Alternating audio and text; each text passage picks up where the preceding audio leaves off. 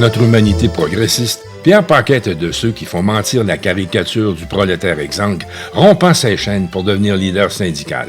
Bien au contraire, issu d'une famille bourgeoise d'Outremont, il fait de bonnes études et devient économiste.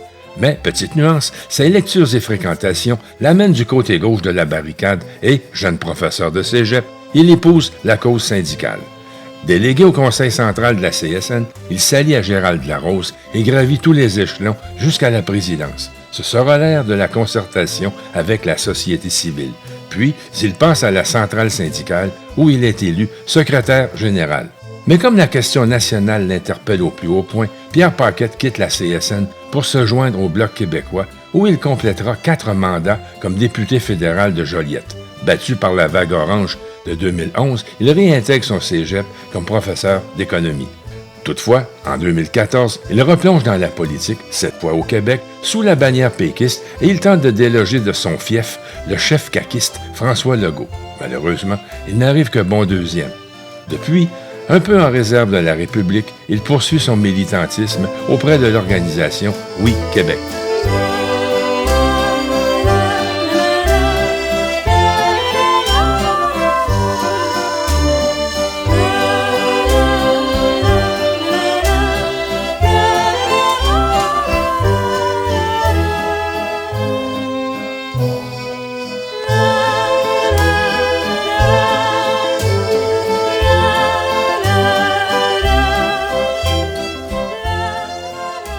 J'ai vécu toujours à Montréal, là, même si je suis né à Sorel parce que ma mère venait de Sorel et puis il y avait une habitude à l'époque de retourner dans sa famille pour les femmes lorsqu'elles accouchaient de leur premier enfant. En fait, je suis un Montréalais et je vivais dans Outremont. Et puis mes voisins, c'était Pierre Vadeboncoeur. Il y avait aussi Louis Martin. Il y avait la Chamoine Gros qui restait aussi de l'autre bord de la rue, que je voyais se promener sur le trottoir en lisant son bréviaire. Et puis à côté de nous, c'était des jésuites qui ont été la première cohorte de professeurs à l'UQAM. Alors on a un environnement qui poussait à la réflexion. Et puis très jeune, j'ai commencé à lire sur le socialisme, le communisme, et puis les philosophes, les matérialistes de l'Antiquité, en tout cas. Et puis mes parents étaient pas du tout là, dans cette mouvance-là. Mon père était avocat, ma mère était à la maison. Par contre, c'était des gens qui avaient un grand sens de la justice. Et puis je dirais, tout ce qui était injustice les révoltait, surtout ma mère. Ça, je suis sûr, ça a eu un impact. Aussi, mon grand-père avait été député, donc ma mère suivait beaucoup les congrès politiques. Chez nous, c'était pratiquement un sport comme écouter le hockey. Donc tout ça a fait que quand même j'ai pas mal baigné dans une atmosphère où on débattait des idées, puis où aussi on s'intéressait beaucoup à la politique. Alors donc ça, c'est sûr que ça a joué un rôle dans mon cheminement personnel. Il y avait aussi l'époque quand même, à la fin des années 60 avec mai 68, au plan culturel, avec la musique qui changeait, tout ça. Là, c'était vraiment effervescent. Et puis beaucoup de mes amis aussi ont eu à peu près les mêmes influences que moi, se sont retrouvés à des cheminements un peu semblables. Chacun évidemment dans leur alors moi, j'ai beaucoup de mes amis au collège qui ont été journalistes à Radio-Canada, Jacques Bertrand, par exemple, qui malheureusement décédé, mais donc c'était les communications pour nous, là, puis le débat politique, c'était au centre de nos joutes oratoires quand on était jeunes. Et j'ai étudié à l'Université de Montréal en sciences économiques. Évidemment, à cette époque-là, il y avait des groupes politiques qui étaient très présents sur les différents campus, aussi bien des groupes maoïstes, trotskistes, et moi j'étais plus proche d'un groupe trotskiste qui s'appelait le groupe marxiste révolutionnaire. C'est pas la moitié. Je m'étais intéressé à la politique beaucoup à cause du coup d'État au Chili, parce que j'avais mis beaucoup d'espoir dans la démarche démocratique que le Chili avait entrepris pour aller vers le socialisme. Et puis quand il y a eu le coup d'État, je me suis aperçu que la démocratie avait ses limites et donc un peu par romantisme, j'ai commencé à militer dans un groupe d'extrême gauche, ce qui a été le cas de beaucoup de monde, comme vous savez. Gilles Duceppe ou Alain Dubuc. D'ailleurs, Alain Dubuc était exactement dans le même groupe politique que moi. Quand je suis arrivé à l'université, l'Association générale des étudiants de l'Université de Montréal, la GUM, s'était dissoute après les grèves étudiantes parce qu'ils considéraient que c'était justement pas un carcan, mais que c'était une forme de d'association corporatiste et qui amenait justement à un genre de collaboration avec la direction de l'université. Donc, l'association s'était dissoute. Et donc, c'était plus des comités. Alors moi, j'étais membre du comité Québec-Chili, comité de solidarité Québec-Chili. On avait aussi un comité de solidarité aux luttes ouvrières. Alors, on allait faire du piquetage. Et par exemple, quand il y a eu la grève à Firestone, à Joliette, ma première visite à Joliette, et puis Gibson aussi, où il y a eu une grève à Joliette et à Montréal, on allait faire du piquetage avec les syndiqués. Le samedi ou les soirs, il y avait des manifestations, on participait aux manifestations. On avait un contingent de l'Université de Montréal qui se rendait soit à Joliette, soit dans l'Est ça a été les deux gros conflits que je me rappelle. Alors, un peu plus tard, s'est fondé la FEICUM, là, et la FEICUM, c'était fondé par le PCCML. C'est ça qui est absolument hallucinant. C'est le Parti communiste marxiste-léniniste, avec d'autres éléments, qui a poussé à la fondation de la Fédération des associations étudiantes du campus de l'Université de Montréal. Alors ça, c'était... Nous, on s'y opposait encore avec la vieille philosophie que c'était corporatiste et que ça créait une distance avec la classe ouvrière. En tout cas, maintenant, je considère qu'une association étudiante, c'est légitime. La preuve, c'est que le gouvernement Charest a tout fait pour essayer de délégitimer pendant le printemps érable l'existence de ces associations-là, mais moi-même, j'ai pas vraiment participé, à une association étudiante. On avait des assemblées, par contre, de facultés ou de départements, et nous, dans notre cas, c'était la faculté de sciences sociales. Alors, on se réunissait dans l'amphia, puis on décidait d'une grève ou pas. Puis dans le fond, la seule méthode pour la réaliser, la grève, c'est qu'il fallait que les gens soient sur les lignes de piquetage le lendemain matin. Et si tu peux voter une grève, si personne ne se présente aux lignes de piquetage, surtout à l'Université de Montréal à cette époque-là, c'était une administration très répressive. Là. Il engageait des bonnes sœurs là, pour nous forcer pour permettre aux étudiants qui voulaient rentrer de rentrer. Donc, nous, on est obligés pratiquement de se battre avec les bouncers pour empêcher les autres étudiants de rentrer. Mais on n'avait aucune légitimité au plan, plus que le fait que l'Assemblée générale de la Faculté de sciences sociales avait voté la grève. Alors, on a eu, en 75, un très long conflit qui avait commencé au département de sociaux, qui s'est étendu à toute la Faculté de sciences sociales et même probablement à l'architecture puis d'autres mathématiques. C'était une remise en cause de la pédagogie traditionnelle. Alors ça, c'était vraiment sur le terrain étudiant. Mais je trouvais que on avait eu aussi des mobilisations quand ils avaient augmenté les frais une hausse des tarifs à la STCUM à 75 sous. On s'emparait des autobus puis on faisait rentrer les gens gratuitement. Alors on prenait l'arrêt du 51 à l'université, on embarquait.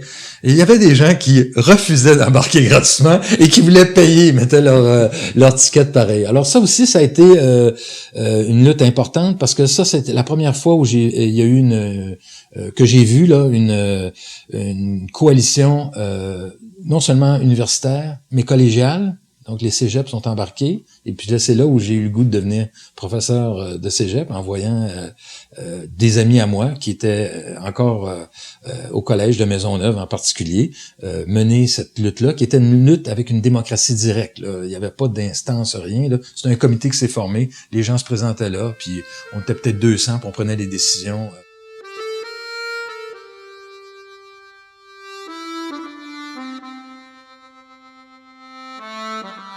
Alors, quand j'ai eu mon diplôme, mon bac en sciences économiques, j'ai cherché un poste de professeur au niveau collégial. Moi, c'était ça mon objectif depuis toujours. Et j'ai été chanceux parce que je me suis trouvé en janvier 78 au Collège Maisonneuve. Alors, ça fait maintenant presque 40 ans que j'ai mis les pieds au Collège Maisonneuve, malgré une absence de 25 ans à peu près. Et là, évidemment, naturellement, j'ai voulu participer aux activités syndicales. Et là, je suis devenu membre de l'exécutif du syndicat. J'étais délégué au conseil central pour les assemblées mensuelles. Et j'ai participé au congrès où Gérald Larose a été élu. Alors, c'est un congrès qui était quand même assez épique parce qu'il y avait une équipe qui se présentait sous la bannière de la Ligue communiste marxiste-léniniste du Canada, l'ancêtre du Parti communiste ouvrier. pour les spécialistes, on pourrait faire l'histoire, mais ça serait long. Et finalement, il a fallu qu'une des 3 équipes se désiste pour éviter que ce groupe, cette équipe-là gagne.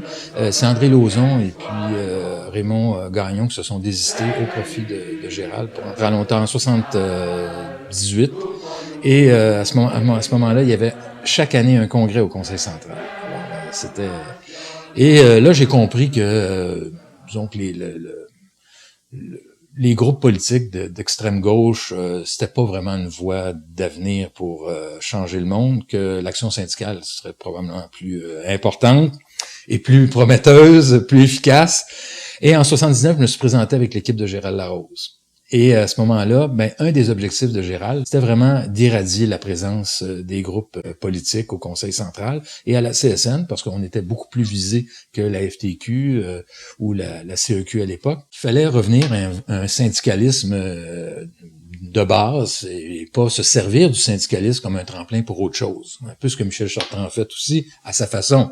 Le Conseil central, pour lui, c'était un tremplin pour influencer la CSN, pour influencer la société québécoise, mais le Conseil central du temps de Michel Chartrand assumait pas les fonctions normales d'un conseil central. C'était une petite CSN à l'intérieur de la CSN.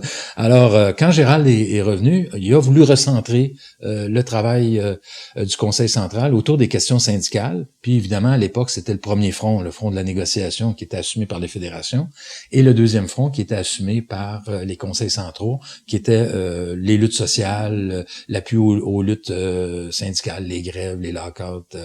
Et donc, on s'est recentré vers ça. Ensuite, il a fallu faire un bon ménage au plan financier parce que le Conseil central était passablement endetté. Et donc, Gérald a commencé beaucoup à recentrer sur les questions de conditions de vie à Montréal. Et c'est là qu'on a fondé, avec d'autres organismes communautaires, le Sommet populaire. On a commencé à développer une plateforme sur des questions sociales, le logement, l'emploi. Donc, revenir à l'ABC de ce que doit être un conseil central, c'est-à-dire, c'est ceux qui assument justement une présence régionale de la CSN et donc sont capables de revendiquer des choses au plan régional, donc ça veut dire aussi bien, encore une fois, au plan économique, au plan social, après au plan environnemental qui s'est rajouté, puis au plan culturel. Alors, il fallait développer cette plateforme-là, puis on l'a fait avec le Sommet populaire, et ça a été, je dirais, une étape importante.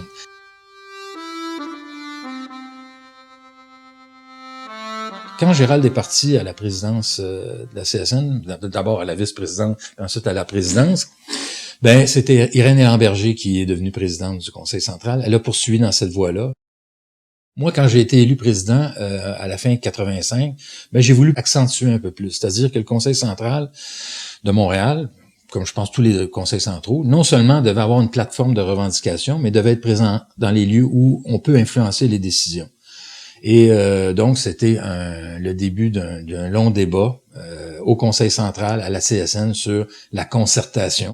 Pour certains, c'était une trahison, parce que il fallait pas s'asseoir avec les autorités municipales ou les autorités politiques. Il fallait pas s'asseoir avec les représentants des associations patronales. Moi, je pensais que oui. Et on a eu une bonne occasion, c'est que c'était la fin du régime Drapeau. Et M. Drapeau, pour essayer d'organiser un peu sa succession puis s'assurer que le Parti civique reste en place, avait organisé un sommet économique sur Montréal, socio-économique sur Montréal. Il s'était probablement inspiré de ce que le Parti québécois avait fait à l'échelle nationale. Et donc, il y a eu un sommet qui était présidé par Jacques Ménard, qui est un vice-président, qui était vice-président à ce moment-là de la Banque de Montréal et qui était aussi, je pense, président du Board of Trade, qui a fusionné après avec la Chambre de commerce de Montréal, parce qu'à l'époque, il y avait comme 2 chambres de commerce, une anglophone et une francophone. Ils ont fusionné depuis. Et on a fait des propositions qu'on avait travaillées au Conseil central avec l'appui de chercheurs de l'INRS Urbanisation. Entre autres, Pierre J. Hamel, qui nous a beaucoup aidés, puis qui est venu avec nous au sommet. Pour vous dire comment on n'était pas habitué à ce genre de choses-là, on n'avait même pas pensé émettre des communiqués pour signaler l'objectif de notre présence. Alors, c'est Pierre J. Hamel, qui est professeur et chercheur à l'INRS Urbanisation. Il dit, il faut que vous émettiez des communiqués, parce que si vous voulez être présent dans les articles qui vont être rapportés, ben il faut que votre point de vue, vous le fassiez connaître vous-même. Alors, on est parti chercher, puis à l'époque, il n'y avait pas d'ordinateur, puis de tout ça. On s'en va au conseil central, trouve une machine à écrire, écrit un communiqué, cherche une photocopieuse. En tout cas, ça a été vraiment la broue dans le toupette, là. Et le lendemain matin, dans les journaux, il y avait des extraits de notre communiqué. Alors déjà, en termes de stratégie de communication, on avait modifié, mais on était allé dans vers une autre étape. Et après, ben il y a eu plusieurs occasions qui se sont présentées. Bon, il y avait par exemple avec la crise économique du début des années 80, tout l'est de Montréal avait connu une érosion industrielle incroyable. Les métallos avaient perdu la moitié de leurs membres. Alors c'était pour vous dire comment c'était une récession qui a frappé très fort le secteur manufacturier. Et le gouvernement du Québec, la ville de Montréal, avait accepté de mettre en place un comité de relance de l'est de Montréal. Ça s'appelait le CREM. Et ils ont invité le Conseil central et le Conseil du travail de Montréal, de la FTQ, à être présents. Même la CSD était présente. Alors, ça a été un débat à l'Assemblée générale du Conseil central. Finalement, les membres ont accepté qu'on soit présent, d'autant plus qu'on avait une très grosse entreprise syndiquée CSN, la Vickers, qui vivotait, puis qui a fini par fermer en 89. Et donc là, on s'est impliqué là-dedans à 100% avec l'appui des syndicats. Et donc, ça a été une expérience heureuse. Le gouvernement du Québec a mis 400 millions de dollars. Évidemment, c'est plus beaucoup maintenant, mais disons, à la fin des années 80, ça représentait une somme importante, gérée par un organisme qui a été mis en place pour gérer ce fonds de 400 millions de dollars. Ça s'appelait ProS. Et nous, on a fait partie de ce comité de concertation pour gérer les fameux 400 millions de dollars. Alors, on était vraiment sur un autre terrain que ce qu'on avait connu dans les années 70, début des années 80. Et ça a été une expérience qui a été très bénéfique pour l'emploi. La preuve, c'est que l'Est de Montréal, maintenant, c'est beaucoup revampé au plan économique. Et l'industrie n'est peut-être pas ce qu'elle était, mais elle est maintenant, au moins, ça s'est stabilisé, la saignée des emplois au plan manufacturier. Alors, suite à ça, ben, il y avait le sud-ouest de Montréal aussi qui avait des problèmes. La petite Bourgogne et puis Saint-Henri. Et dans ce cas-là, c'est les groupes communautaires qui ont demandé, c'était le réseau avec Nancy Nintam, qui ont demandé la mise sur pied d'un comité de relance du sud-ouest de Montréal. Et là, je dirais l'étape suivante, ça a été ça. C'est que non seulement les syndicats étaient assis avec les patrons puis les autorités municipales et québécoises, mais les groupes communautaires aussi. Et donc, et là aussi, il y a eu un débat au sein des groupes communautaires sur la pertinence de participer à ce genre de comité de concertation. Et puis, il y a eu le même type de division qu'on a eu au plan syndical. Et puis, ça a été le début aussi de la reconnaissance de l'économie sociale. Alors, c'est avec ce comité qu'on appelait le CRISOM que l'économie sociale a commencé à faire ses lettres disons, dans le public, là. Et là aussi, on a eu un rapport qui a donné... donc qui a fait consensus, et c'est le réseau. Alors, on n'a pas créé un organisme dans ce cas-là, mais c'est le réseau qui a été le porteur. C'est l'ancêtre du chantier de l'économie sociale. C'est qu'on changeait un peu d'approche. Au lieu d'avoir une approche strictement de confrontation, moi, j'ai toujours dit, on résiste, on lutte pour mettre de l'avant des propositions qu'on va s'organiser pour qu'elle soit prise. Alors, c'est ce deuxième aspect-là qu'on a voulu développer. Alors, par exemple, juste pour vous donner un exemple, le titre du rapport du comité de relance de l'Est de Montréal, ça devait être il faut une volonté politique, quelque chose. Donc, on interpellait le gouvernement du Québec, l'administration municipale, pour dire il faut que vous fassiez quelque chose pour l'emploi. Et puis, à la fin, ça a été plutôt se prendre en main. Alors, c'est de dire, on va pas attendre que Québec ou Montréal s'occupe de l'Est de Montréal. On va se prendre en main, puis on va les forcer à s'engager dans le développement de l'Est de Montréal. Donc, ça a été un changement de philosophie qu'on a appliqué aussi dans les entreprises un peu plus tard, là, au début des années 90, avec tout le débat sur l'organisation, les nouvelles formes d'organisation du travail là, qui ont été menées à la CSN. Et donc, il y avait toujours ce premier front de la négociation, ce deuxième front. Après, je dirais qu'on a essayé d'avoir une approche plus transversale. C'est-à-dire, il y a des éléments du premier front de la négociation qui touchent nos conditions de vie. Par exemple, au plan environnemental, il faut que les syndicats dans les entreprises négocient des droits de regard sur les méthodes utilisées pour éviter non seulement que la santé et la sécurité soient menacées, mais que l'environnement où l'entreprise travaille menace la santé et des travailleurs et du voisinage.